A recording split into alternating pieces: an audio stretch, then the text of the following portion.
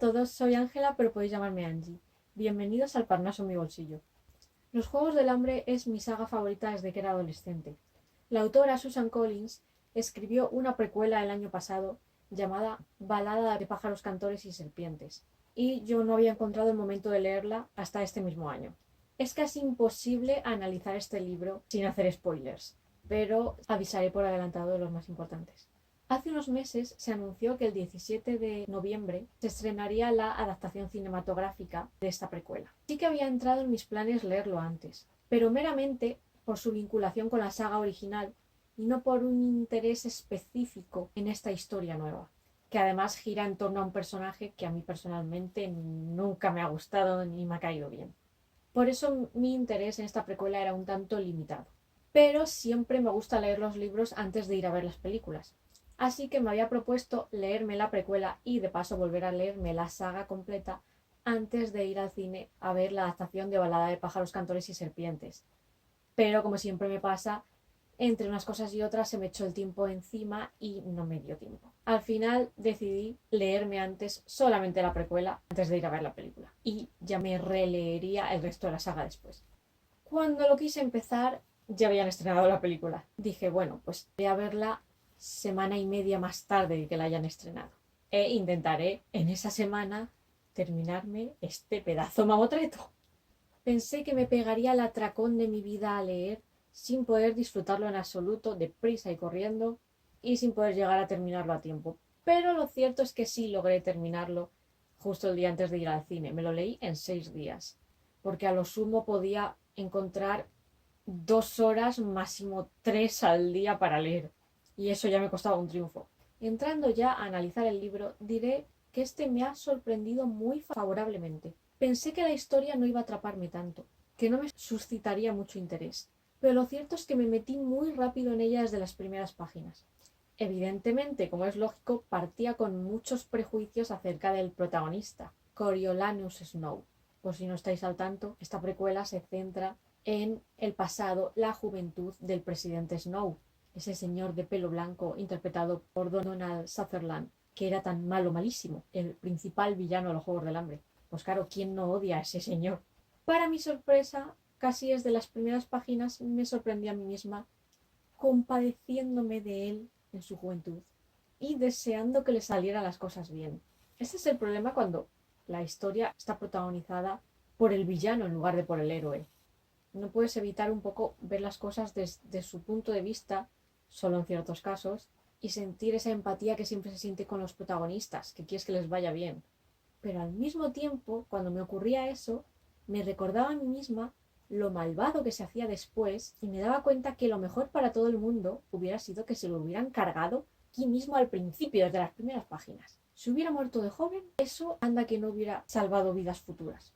Era contradictorio y confuso para mí debatirme entre estas dos sensaciones. La compasión y la empatía por su situación en este libro, que no es fácil, y el desprecio profundo que me generaba su yo futuro. Incluso su yo actual de este libro en ciertos momentos de la trama, en los que sus comentarios o reflexiones internas desvelaban su auténtica naturaleza.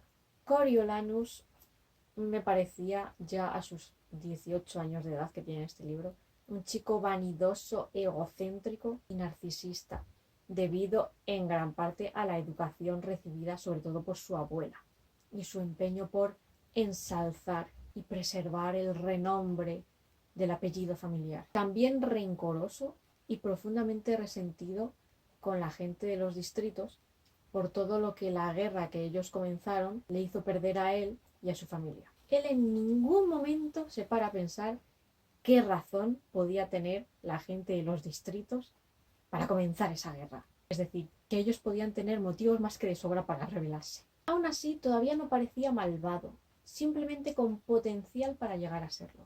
Su conducta con Lucy durante los juegos y su supuesto amor genuino por ella, que sí me creí, me hicieron pensar que no era malo, simplemente tenía ideas peligrosas y equivocadas que entre su abuela y el Capitolio le habían inculcado a la fuerza y le habían podrido el cerebro.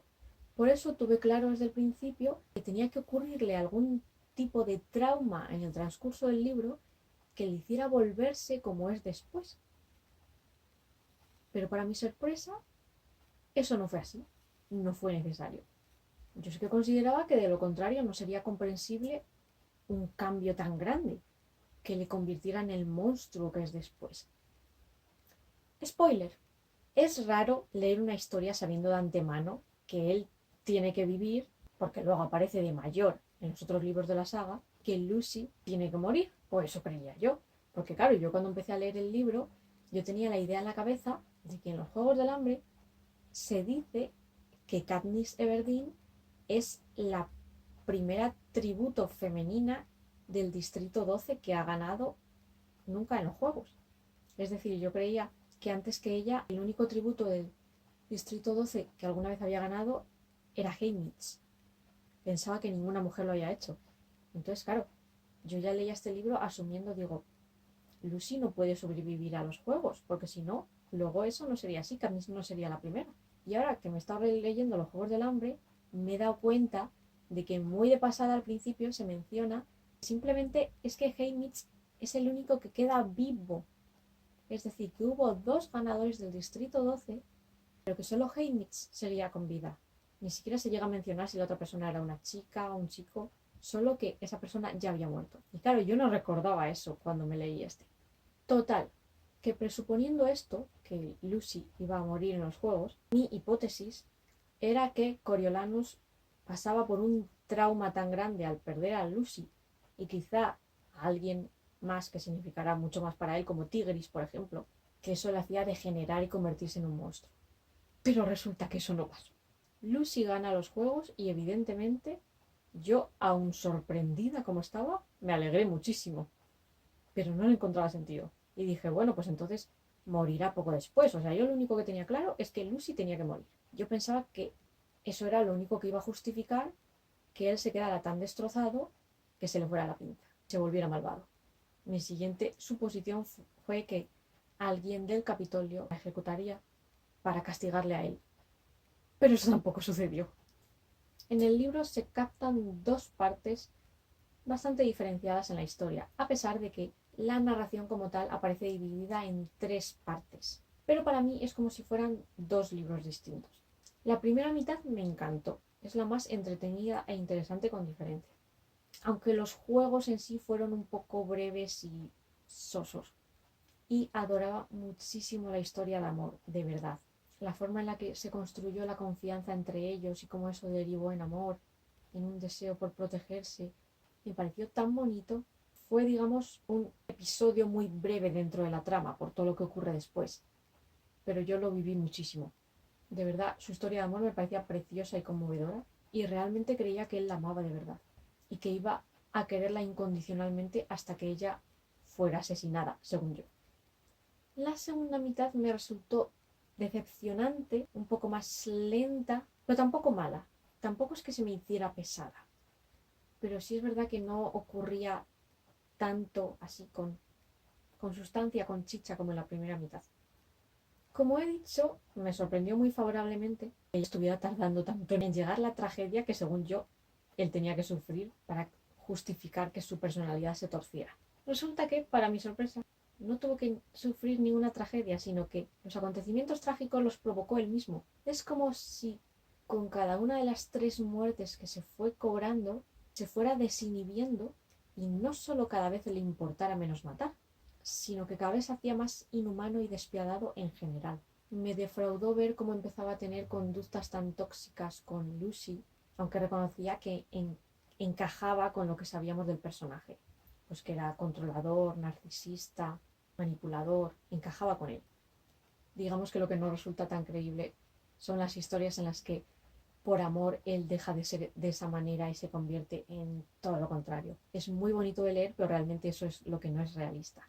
Primero empezó como a reiterar demasiado eso de que Lucy le pertenecía, que era suya. Luego empezaron sus celos desmedidos hacia Billy Top. Después le iba soltando a ella comentarios que desvelaban su verdadero ser, su verdadera forma de pensar. Y todo eso empezó a convencerme de que realmente no podían funcionar juntos, que discutirían mucho y que de hecho quizá él no estaría tan lejos de llegar a agredirla físicamente en una de esas broncas. Era como si una historia de amor ideal y bonita se fuera enturbiando y torciendo hasta que justo a lo último, desoyendo mi romanticismo empedernido natural, deseé que ella escapara de él. Y lo cierto es que en este sentido la historia me parece bastante realista y bastante creíble porque refleja muy bien cómo empiezan muchas de las relaciones que acaban convirtiéndose en maltrato. Porque mucha gente, cuando ve relaciones de maltrato, no entiende qué ha podido llevar a esa persona, normalmente una mujer, a meterse en esa relación. Lo que no entienden es que algo tuvo que ver ella en él. Una cara falsa le tuvo que mostrar él que la cautivara. Normalmente esas personas que luego resultan ser maltratadores pueden comenzar siendo incluso las personas como más educadas, amables y caballerosas del mundo, con mucha labia, que saben cómo ganarse a la otra persona y mostrarles una cara de sí mismos que no se corresponde con la realidad. Ellas se lo creen, lo aceptan en sus vidas y una vez que ya están metidas a fondo en esas relaciones cuando la pesadilla comienza. Y en ese sentido me parece que este libro hace un muy buen trabajo reflejando eso. Porque yo creo que cualquier lector, incluida yo misma, incluso viendo defectos bastante evidentes en él, no imaginábamos que él iba a llegar a comportarse así con ella. Pensábamos, de hecho, que la quería de verdad y que aunque tratara mal a todo el mundo, ella iba a ser como su excepción, la persona a la que siempre iba a proteger.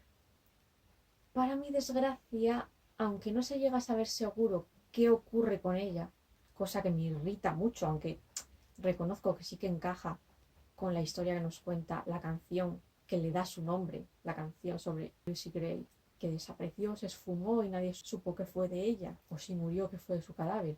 Pues claro, en cierto modo comprendo que sí que era apropiado que ella terminara de la misma manera. Y evidentemente prefiero eso al hecho de que sepamos con toda seguridad que murió.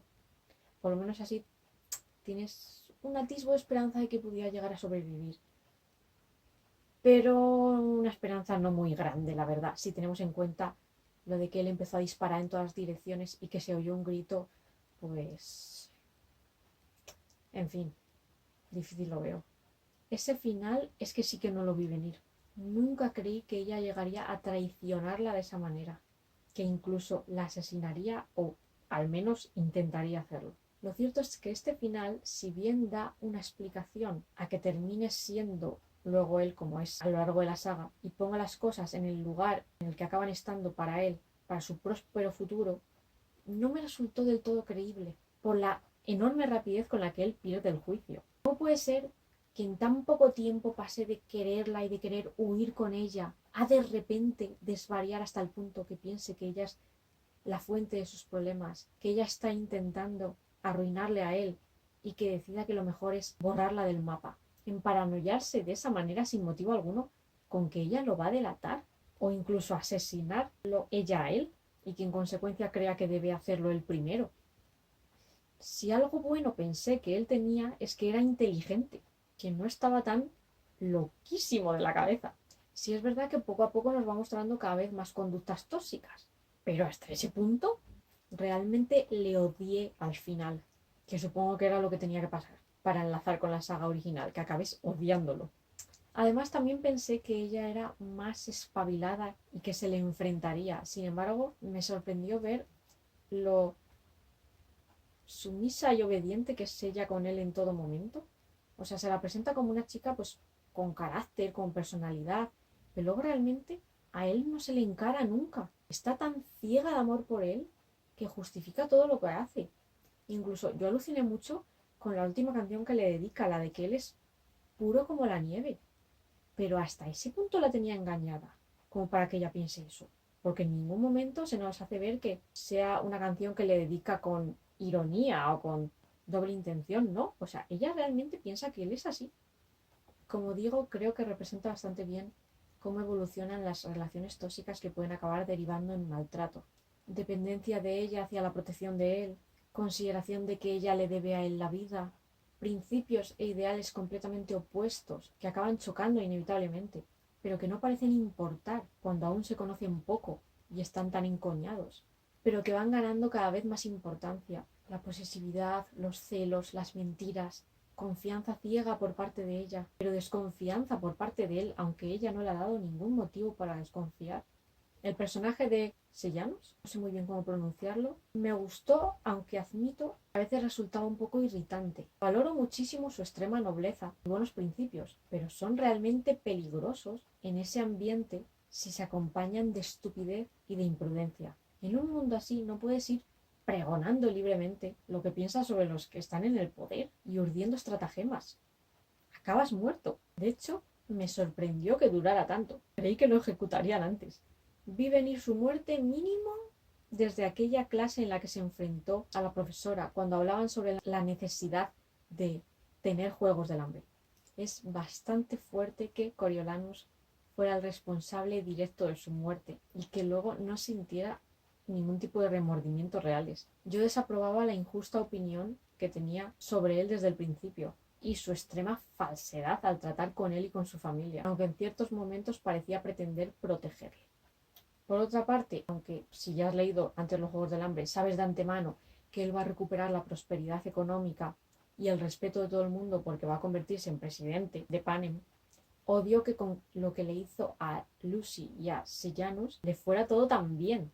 Y para colmo, que los padres de su amigo nunca supieran de su traición y lo cuidaran como a un hijo. Es que me parece tan injusto, me cabreó tanto. Es uno de los poquísimos libros en los que sin duda los malos ganan y los buenos perecen. Aunque como digo, teniendo en cuenta que unos 63 años después seguiría habiendo Juegos del Hambre. No podía suceder de otra manera. Realmente, a pesar de su grosor,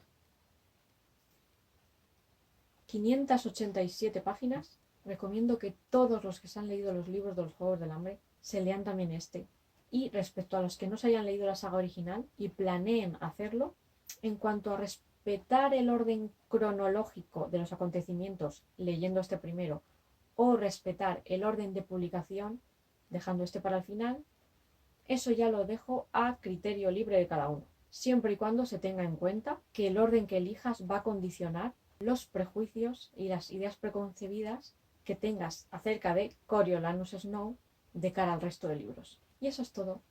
Chao. Nos vemos en el próximo libro.